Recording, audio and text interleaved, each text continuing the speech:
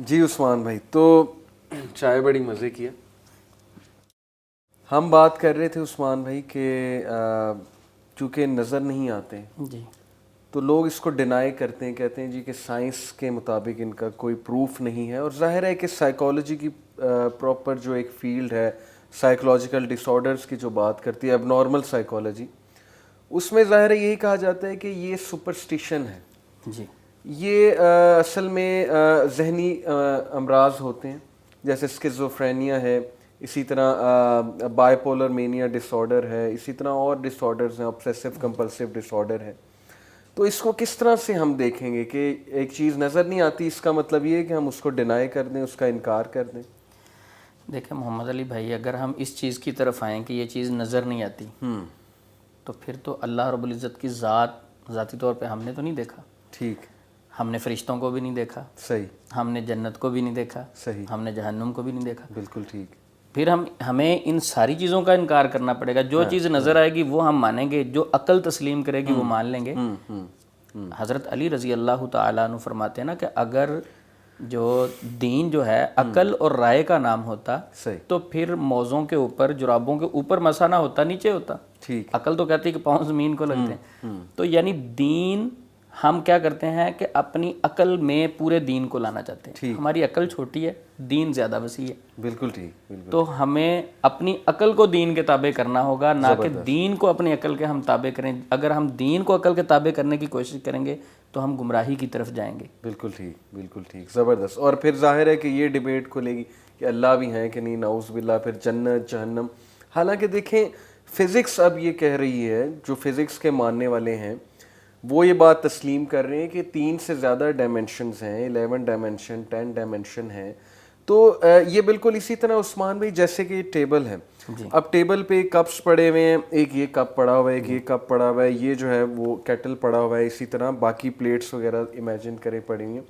اب ہم لوگ صرف اس کپ کے اندر ہیں، جی، ہم وہ دوسرے کپ پہ نظر رکھے ہوئے نہیں ہیں، جبکہ جو اوپر سے دیکھ رہا ہے وہ ہر چیز کو دیکھ رہا ہے. جی، وہ اس کپ کو بھی دیکھ رہا ہے، وہ اس کو بھی دیکھ رہا ہے. تو اللہ سبحانہ وتعالیٰ جب ہمیں بتا رہے ہیں اپنی تخلیق کے بارے میں تو بالکل اسی طرح ہم امیجن کریں کہ اللہ تعالیٰ ہر ایک کو دیکھ رہے ہیں، بے شک، اوپر سے دیکھ رہے بے ہیں. شک. ہماری نظر جو ہے وہ بس اس حد تک ہے، لمیٹڈ ہے کہ اس کپ کے اندر ہے. جی، بے شک. ہم باؤنڈ ہیں اس اسپیس ٹائم اور میٹر کے ساتھ. اسی طرح تو یہ بات بڑی واضح ہو جاتی ہے کہ ظاہر ہے کہ جب اس طرح ہیں تو جنات بھی کسی اور ڈائمینشن میں ہو سکتے ہیں، یا چلو جنات بس غیب میں ہیں، اللہ کے نبی نے بتایا، اللہ سبحانہ تعالیٰ نے بتایا، ہمارا اس پر ایمان ہے. تو بڑی انٹرسٹنگ آپ بات بتا رہے تھے ان کی جو 3 ٹائپس ہیں. اچھا، اس کے علاوہ بھی کوئی ٹائپ ہے؟ جیسے قرآن میں نے پڑھا ہے کہ قرین کا ذکر بھی آیا، جی بالکل. پھر عفریت کا ذکر بھی آیا ہے کہ سلیمان علیہ السلام کے دربار میں جو عفریت تھا اس نے کہا کہ میں جاؤں گا، یہ تخت لے کر آؤں گا ملکہ سبا کا. تو ان کی اور سب ٹائپس کیا ہیں؟ یہ تو 3 مین ٹائپس ہو گئیں، سب ٹائپس کیا ہیں؟ اصل میں ان کی کافی ساری اقسام جو مشہور ہیں، بہت سارے لوگ بیان کرتے ہیں. تو قرآن و سنہ میں اس کے علاوہ کچھ اقسام کا ذکر ہے، جن میں اگر ہم دیکھیں گے قرین ہے، ہمزاد جسے کہتے ہیں جو ہر بندے کے ساتھ ایک جن ہوتا ہے. اسی طرح والہان ہے، حدیث میں ذکر ہے. غول ہے، اور اسی طرح خنزب ہے. بے شمار اس کی ٹائپس ہیں. تو مثلا اگر ہم دیکھتے ہیں والہان، حدیث میں ذکر ہے کہ یہ وضو جب ہم کرتے ہیں تو اس میں یہ وسوسے ڈالتا ہے. تو یہ الگ بات ہے کہ یہ روایت ضعیف ہے، زبیر علی زئی رحمہ اللہ اسے ضعیف کہتے ہیں. تو یہ حدیث میں ذکر ہے، ضعیف حدیث میں. اسی طرح خنزب ہے، مسلم میں، مسند احمد میں یہ حدیث ملتی ہے کہ یہ خنزب جو ہے ہماری نماز اور قرات کے درمیان مختلف قسم کے وسوسے ڈالتا ہے. جب ہم نماز پڑھ رہے ہوتے ہیں، عثمان بن ابی العاص رضی اللہ تعالیٰ عنہ نے نبی صلی اللہ علیہ وسلم سے شکایت کی کہ جب میں نماز پڑھتا ہوں تو میرے قرات اور نماز کے درمیان کوئی چیز حائل ہو جاتی ہے، مجھے متذبذب کر دیتی ہے. تو آپ صلی اللہ علیہ وسلم نے فرمایا کہ یہ شیطان ہے اور اسے خنزب کہتے ہیں. تو جب بھی یہ نماز میں آپ کے آ کے آپ کو ڈسٹرب کرے تو اعوذ باللہ من الشیطان الرجیم پڑھیں اور بائیں کندھے پہ 3 مرتبہ تھوکیں. چاہے آپ کسی بھی پوزیشن میں ہو، تیام میں بھی ہو تو اعوذ باللہ پڑھ سکتے ہیں نماز میں. اب یہاں یہ سوال ہوتا ہے کہ آپ نے ایک بار اعوذ باللہ من الشیطان الرجیم پڑھ کے تھوکا، خیال تو پھر آ رہا ہے. اب کیا ہم نماز میں یہی کام کرتے رہیں؟ تو بالکل، اگر شیطان ایک بار آپ کو ڈسٹرب کرتا ہے، نماز میں خیالات ڈالتا ہے، تو آپ دوسری مرتبہ کریں، تیسری مرتبہ کریں، وہ خود انشاءاللہ ذلیل ہو کے بھاگ جائے گا۔ اور ویسے تو عثمان بھائی جنات بھی یہ کرتے ہیں، جیسے خنزب کا آپ نے نام بتایا، ویسے انسان بھی تو بہت کچھ سوچتا ہے خود سے، جی جیسے اس کا کوئی پینڈنگ ٹاسک ہو وہ سوچ رہا ہوتا ہے، یا خود سے کوئی اسے سوچیں آ رہی ہوں، تو اپنی سوچیں بھی ہوتی ہیں، نیگیٹو سوچیں اپنی۔ جی بالکل، یہ ساری چیزیں انسان کے سب کانشیس میں بھی دنیا کو اپنے اوپر مسلط کیا ہوتا ہے۔ تو اب یہ دیکھا جائے گا کہ نماز سے اللہ سے زیادہ محبت ہے یا دنیا سے۔ اگر دنیا کی چیزوں سے زیادہ محبت ہوگی تو وہ چیزیں خیال میں آئیں گی۔ کوئی امام صاحب تھے، وہ سنار تھے، تو وہ اپنا ہتھوڑا جو تھا، جو کام کرنے والا، دوبارہ نہیں مارتے تھے جب اللہ اکبر ہو جائے، وہ کہتے یہ حرام ہوگا، جب اللہ کا نام سنا کام کلوز۔ تو یہ وہ لوگ تھے جنہوں نے دنیا کو اپنے اوپر سوار نہیں کیا تھا۔ جب ہمارے ذہنوں پہ دنیا سوار ہوتی ہے، جس چیز کو ہم ذہن پہ سوار کریں گے اسی کی زیادہ ترجیح ہوتی ہے اور اسی کے زیادہ خیالات آتے ہیں۔ ٹھیک ہے چلیں، خنزب ہو گیا، اور آپ نے بتایا پہلا کون سا؟ یہ غول بھی ہے، عفریت ہے، غول ہے۔ اب غول کے بارے میں مسلم شریف میں یہ حدیث ہے، نبی صلی اللہ علیہ وسلم نے فرمایا لا غولا، یعنی غول کی کوئی حقیقت نہیں۔ اب کچھ لوگ سمجھتے ہیں کہ یہاں سے جنات کا انکار کرنے والے وہ کہتے ہیں کہ غول کی کوئی حقیقت نہیں ہے، نبی صلی اللہ علیہ وسلم نے فرمایا وہاں یہ مطلب نہیں ہے کہ جنات ہی نہیں ہے۔ ٹھیک ہے، باقی روایات کو بھی دیکھا جاتا ہے، اس میں مفسرین جو لکھتے ہیں یا جو تفسیر کرنے والے ہیں، احادیث کو واضح کرنے والے ہیں، وہ لکھتے ہیں کہ غول سے مراد وہ جنات تھے جن کے بارے میں عرب کا ایک خاص نظریہ تھا۔ اہل عرب سمجھتے تھے کہ جب ہم سفر کر رہے ہوتے ہیں کہ رستے کے اندر ہمیں کچھ خاص قسم کی چڑیلیں نظر آتی ہیں، وہ اپنی رنگ کو چینج کرتی ہیں اور مسافر کو بھٹکا کر اسے دنیا سے ختم کر دیتی ہیں، قتل کر دیتی ہیں۔ تو یہ ایک ان کا نظریہ تھا، خوف و ہراس تھا، لوگ ڈرتے ہوئے سفر میں جاتے نہیں تھے کہیں غول نہ آ جائے۔ تو آپ صلی اللہ علیہ وسلم نے اس برے عقیدے کی نفی کی کہ لا غولا۔ اور پھر وہ مدد بھی مانگتے ہوں گے اس سے، جن سے، شیطان سے، کہ ہمیں نہ مارو، پناہ مانگتے ہوں گے شاید کہیں پہ انٹر ہوتے، کیونکہ میں نے سورہ جن کی تفسیر میں ایسا کچھ پڑھا ہے کہ وہ کسی صحرا میں انٹر ہونے سے پہلے عربی جو تھے اس زمانے کے، وہ مدد مانگا کرتے تھے، اس کی پناہ میں آنا چاہتے تھے۔ تو میرے خیال اس عقیدے کا انکار ہے کہ یہ کفر و شرک کا عقیدہ۔ ٹھیک ہو گیا۔ تو عثمان بھائی، یہ الغول کے بارے میں نے یہ سنا ہے کہ قبرستان میں کچھ لوگوں نے اسے دیکھا ایک خاص شکل میں ہڈی کھاتے ہوئے، تو ان کی خوراک ہڈی اور گوبر شاید حدیث میں آتا ہے غالباً، اس کو بھی کنفرم کر دیں۔ جی، حدیث میں ان کی خوراک کے بارے میں آتا ہے، ہڈی ہے، گوبر ہے، یہ ان کی خوراک ہے، کیونکہ نبی صلی اللہ علیہ وسلم نے ان چیزوں سے استنجا کرنے سے بھی منع فرمایا۔ لیکن یہ جو قبرستان میں ہڈی کھاتے ہوئے کسی نے دیکھا، ایسی کوئی روایت میرے علم میں نہیں ہے۔ یہ کہانیاں مشہور ہیں، ظاہر حدیث میں تو نہیں ہے، لیکن یہ جیسے عریبین نائٹس ایک کہانی، ہارون الرشید کے دور میں نا عریبین نائٹس کے نام سے کچھ ناولز، افسانہ نگاری ہوئی تھی، اس میں بڑی اس طرح کے قصے کہانیاں یا اس طرح کی ایک خاص شکل دکھائی گئی کہ یہ قبرستان میں پایا جاتا ہے اور یہ ہڈیاں کھاتا ہے۔ اس میں کیا یہ ایک خیالی تبصرہ ہے، خیالی پلاؤ کہہ لیں۔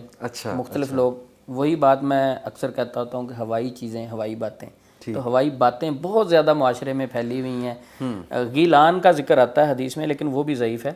غیلان، فبادر الاذان، جب آپ یہ جنات دیکھیں تو فوری اذان دیں۔ ہاں، یہ ایک الگ روایت ہے کہ اذان دینے سے جنات بھاگتے ہیں، وہ صحیح روایت ہے، لیکن غیلان والی جو حدیث ہے اس کی صحت میں ہے۔ تو باقی یہ ان کا نظر آنا، ہمارے اوپر ڈسٹرب کرنا، یا یہ غول ہے، یہ جنات قبرستان میں ہوتے ہیں، ہڈیاں کھاتے ہیں، خوف زدہ ہونا، یہ سارے ہم نے اپنے نظریے بنائے ہوئے ہیں۔ انا عند ظنی عبدی بھی، اللہ فرماتا ہے کہ میں انسان کے گمان کے مطابق ہوں، جیسا سوچتا میں ویسے کرتا ہوں۔ اگر ہم ادھر بیٹھے فیل کریں کہ وہ غیلان اس وقت موجود ہیں تو اب ہمیں پراپر ان کی آہٹ محسوس ہوگی، ظاہر۔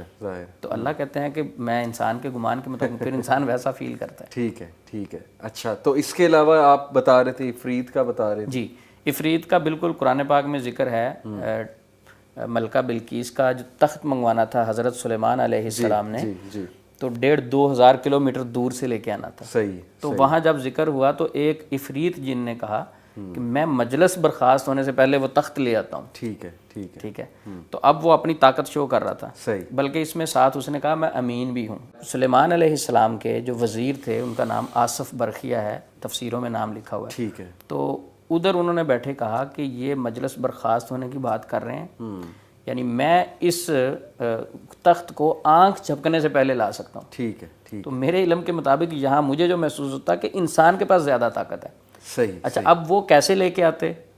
ان کے پاس مفسرین لکھتے ہیں کہ اللہ رب العزت کے کچھ ناموں کا علم تھا. اچھا، اسم اعظم، اسم اعظم کا ذکر تھا. تو اسم اعظم کے ذریعے سے وہ لے کے آئے. ٹھیک ہے. ٹھیک ہے. تو اس میں لیکن ان چیزوں کو تفسیروں میں پڑھا ہے. قرآن میں تو شاید کتاب کا ذکر ہے کہ ان کو کسی کتاب یعنی کتاب کا علم تھا. جی. تو یہ مختلف تفسیروں میں لکھا ہوا ہے. باقی ہمارا بلیو یہ ہے کہ انسان کے پاس زیادہ طاقت، اصل طاقت علم میں ہے. اچھا. اگر طاقت کی بات کریں ہم، ٹھیک ہے. تو پانی کا گلاس ہے میرے پاس، ٹھیک ہے، اس کو میں پینے سے پہلے بسم اللہ الرحمن الرحیم پڑھتا ہوں. ٹھیک ہے. ساری کائنات کے جنات کی جتنی اقسام ہیں ساری جمع ہو جائیں، میں پانی پینے سے پہلے بسم اللہ پڑھوں تو بڑا ابلیس بھی اس پانی میں شامل نہیں ہو سکتا پینے میں. کیا بات ہے. کیا طاقت ہے جنات کی. پھر دیکھیں چھوٹے موٹے غول، عفریت، فلاں، ان کی کیا طاقت ہے. ہم یہ کہتے ہیں کہ پانی پیتے وقت ساری کائنات کے جنات چھوڑ کے ان کا جو بڑے سردار صاحب ہیں، ابلیس ہیں، وہ آ جائیں، وہ پانی میں شریک نہیں ہو سکتے. صرف بسم اللہ سے اتنی تو ان کی اوقات ہے. تو پھر کیوں اتنا ڈرتے ہیں ہم بھی؟ مطلب ہارر مووی کبھی دیکھیں تو اس کے بعد 3-4 دن انسان کو ڈر لگا رہتا ہے، کیونکہ ایک تو خوفناک شکلیں، وہ فطری بات ہے، خوفناک شکل دیکھ کے انسان ڈر جاتا ہے. اور پھر ان سے اتنا ڈرنا کہ اذکار کرنے کے باوجود بھی انسان پہ ان کا ڈر سوار رہنا، اور یہ امیجن کرنا کہ کہیں یہ مجھے کوئی نقصان نہ پہنچا دیں، اس کی کیا وجہ ہے؟ اللہ رب العزت قرآن پاک میں فرماتے ہیں وَأَنَّهُ كَانَ رِجَالٌ مِّنَ الْإِنسِ يَعُوذُونَ بِرِجَالٍ مِّنَ الْجِنِّ فَزَادُوهُمْ رَهَقًا. اس آیت کی تفسیر مفہوم یہ ہے کہ جب ہم ان سے ڈرتے ہیں یہ ہمارے اوپر مسلط ہو جاتے ہیں، سرکشی میں بڑھ جاتے ہیں. اچھا. تو یہ جو خوف ہے بیسیکلی ان کو طاقت بخشتا ہے. اچھا. ٹھیک ہے. یہ جو اہل عرب تھے جنگلوں میں جانے سے پہلے ان کی پناہ مانگتے کہ آپ کے سردار کی پناہ میں آتا ہوں، اس سے پہلے یہ ہم سے ڈرتے تھے. صحیح. مثلا ہمارے گھر میں کوئی پرندہ بیٹھا ہو تو ہم تھوڑا سا اس کی طرف دیکھیں تو بھاگتا ہے، اڑ جاتا ہے، فوری ڈرتا ہے. ٹھیک. باقی جانور ہم سے ڈرتے ہیں، یہ بھی اللہ کی مخلوق ہے، یہ بھی ہم سے ڈرتے ہیں. ٹھیک. تو جب ان کو پتہ چل جائے کہ یہ بندہ ذہنی طور پہ کمزور ہے، اندر سے خوف زدہ، اب آپ کہیں گے کہ اندر سے اس کو کیسے پتہ چل جائے گا؟ تو اس کا ایک ساتھی ہمارے ساتھ قرین ہوتا ہے، اس سے وہ خبر لے لیتا ہے کہ اندر کی کیا کیفیت ہے. ٹھیک ہے. عام روزمرہ زندگی میں جو ہم باتیں کرتے ہیں وہ سنتا ہے کہ اندر سے ڈرتا ہے یا نہیں. اس ڈر کے حوالے سے میرے ذہن میں ایک بات آئی کہ وہ قبرستان میں کچھ دوستوں نے شرط لگائی کہ ہم آپ کو یہ چیز دیں گے، آپ نا قبرستان میں جا کے آپ نے یہ لکڑ کی کوئی چیز ہے یہ گاڑ کے آنی ہے آپ. تو اس نے کہا میں تو نہیں ڈرتا، اندر سے وہ ڈرتا تھا. جب اس نے جا کے گاڑی، یہ کسی دوست نے واقعہ سنا ہے، جب اس نے گاڑی، اس کی قمیض اس کے نیچے آ گئی کیونکہ اندر خوف تھا. اچھا. جب گاڑنے کے بعد اٹھنے لگا تو قمیض اس کے نیچے آ گئی. اس نے سمجھا پتہ نہیں کوئی جین ہے نیچے یا مردے نے پکڑ کے مجھے کھینچ لیا. صحیح. تو اس خوف سے ہی اس کی ڈیتھ ہو گئی. تو یہ جو خوف ہوتا ہے اس کی وجہ سے بھی انسان کی ڈیتھ ہو سکتی. جو اب کرونا کی حالت میں ہم کہتے ہیں نا پینک نہیں ہونا، تو ہم جنات سے پینک ہوتے ہیں. میرے ایک دوست تھے، میں اس کے گھر میں گیا تو وہ کہتا میں جنات شنات کو نہیں مانتا. تو کافی اچھی دوستی تھی. میں نے اس سے کہا کہ ٹھیک ہے آپ نہیں مانتے کوئی بات نہیں. ویسے میں نے اس کے قریب ہو کے کہا آپس کی بات ہے آپ کے کمرے میں جنات ہیں. اچھا تھے تو نہیں، میں نے اس کو تھوڑا سا چیک کرنے کے لیے کہ اگر یہ جنات کو نہیں مانتا تو اس کی کیفیت دیکھتے ہیں. تو چند دن کے بعد جب میں اس کے پاس گیا تو میں نے وہ واقعہ ذکر کرنا تھا، میں نے ویسے آپ کو مذاق سے کہا تھا ایسا. میں نے کہا سنائیں آپ اس دن میں نے کہا تھا تو کوئی حرکت وغیرہ تو نہیں فیل کی؟ کہتا عثمان بھائی سچی بات یہ ہے کہ اس دن سے میں اس کمرے میں نہیں گیا. تو یہ جو خوف ہے ہم خود محسوس کرتے ہیں. جنات کی کوئی اوقات نہیں ہے، ہمیں ڈسٹرب اتنا نہیں کر سکتے اگر ہم اللہ کے بندے بن جائیں. ٹھیک ہے. شیطان نے خود کہا تھا نا کہ اللہ کو جب وعدہ لیا تھا کہ میں تیرے بندوں کو گمراہ کروں گا، ان کے پیچھے چلوں گا، لیکن الا عبادک منہم المخلصین، سوائے چند تیرے مخلص بندے جو ہیں ان کو نہیں میں کچھ کہہ سکتا. اور اللہ نے بھی فرمایا تھا کہ جو میرے بندے ہیں اس پہ تیرا کوئی بس نہیں چلے گا. بالکل ٹھیک ہے. ہمیں اللہ کے بننا پڑے گا. جب ہم اللہ کے نہیں بنتے، ہمارے دل میں خالص اللہ کا ڈر نہیں ہوتا، تو پھر یہ جنات بہت طاقتور ہیں، پھر انسان کیڑی سے بھی ڈر جاتا ہے، پھر مکھی سے بھی ڈرے گا، پھر خوف سے اپنے پرچھاوے سے ڈرے. جیسے کالی بلی آگے سے گزر جائے تو بس وہ شارٹ، سارے عقیدے چینج ہو جاتے ہیں، ساری سوچیں چینج ہو جاتی ہیں. عثمان بھائی یہ آپ نے بتایا کہ جیسے جنات سے ڈر لگتا ہے، ہم بھی یونیورسٹی میں بڑی شرطیں لگاتے ہوتے تھے. جی. دوستوں کہتے ہوتے تھے کہ فلانی پہاڑی پر جا کے دکھاؤ، اور ہمارے وہاں پہ GI سے میں پڑھا ہوں، پہاڑی علاقہ تھا، وہاں پہ ایک ٹوم ٹائپ سٹرکچر تھا، بڑا وہ خوفناک قسم کا لگتا تھا. تو ہم شرطیں لگایا کرتے تھے کہ رات کو اس ٹائم وہاں کون جائے گا. تو وہی آپ کے والی بات ہے کہ کچھ ہو یا نہ ہو، لیکن وہاں جاتے جاتے کچھ ایسا ہو جاتا تھا، کوئی ٹھوکر لگ جاتی تھی کوئی سپوز کوئی لومڑی آ جائے یا کوئی اور آ جائے تو بندہ سمجھتا تھا کہ لو جی یہ جنات آ گئے یا وہ اٹیک کرنے والے ہیں. تو آپ کی بات ٹھیک ہے کہ یہ ذہنی بھی ہوتا ہے بہت زیادہ. تو عثمان بھائی ابھی آپ نے عفریت کا بھی ذکر کیا, اس حوالے سے میرے پاس بڑی زبردست انفارمیشن ہے, وہ بھی میں آپ سے ڈسکس کرنا چاہوں گا. اور پھر قرین کا بھی آپ نے ذکر کیا, اس میں بھی ڈیٹیل ڈسکشن ہونے والی ہے. لیکن میرا خیال ایک بار ہم پھر سے چائے کا جو ہے وہ سیشن کرتے ہیں اور پھر انشاءاللہ اس پہ واپس آتے ہیں. میں آپ سے دوبارہ ڈسکس کروں گا. جزاک اللہ خیر. تو لیٹس ہیو ٹی اور انشاءاللہ ہم واپس آتے ہیں.